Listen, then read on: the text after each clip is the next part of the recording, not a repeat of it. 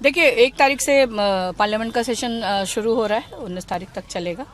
और इस बीच में अभी चुनाव था और बहुत सारे मुद्दे हैं जो हम लोग पार्लियामेंट में बिहार के लिए खास तौर पे उठाने का प्रयास करेंगे।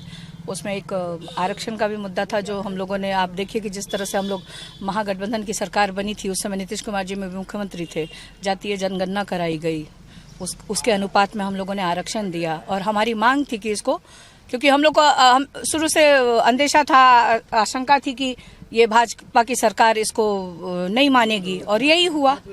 उस समय 9वीं अनुसूची में शामिल करने के लिए कहा गया था और वो शामिल नहीं हुआ। तो बहुत सारे ऐसे मुद्दे हैं जो जनता से, देश हित के मुद्दे हैं, जनता के मुद्दे हैं, उनको लेकर के हम लोगों से हम यही अपील करेंगे कि सब लोग अपने घरों से निकलें और अपना मतदान करें। और मतदान, क्योंकि बिहार की जनता को बताने की आवश्यकता नहीं है, बिहार की जनता बहुत जागरूक है और उनको पता है कि किस तरफ उनको वोट करना है, उनके बच्चों का भविष्य कहाँ है, कौन उनके बच्चों के भविष्य की बात कर रहा है, कौन बिहार की बेहतरी और तरक्की की बात कर रहा है।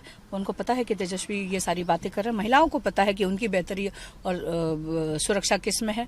तो तेजस्वी पे सभी लोग भरोसा कर रहे हैं और मुझे लगता है कि महागठबंधन की सरकार, हाँ, लोकसभा में भी 400 प्लस जीत चुकी है,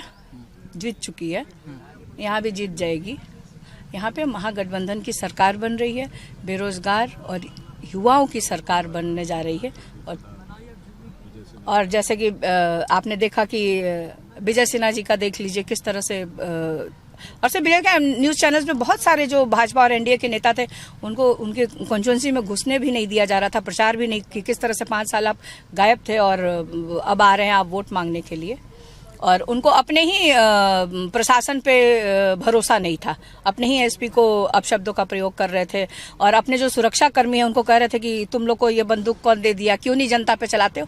तो ये चीजें देखिए, एक तरफ आप जंगल राज की बात करते हैं और जंगल राज का तो आपको मोकामा में दिख जाता है कि किस तरह से सरकार ने के संरक्षण में इस तरह की घटनाएं हुई हैं।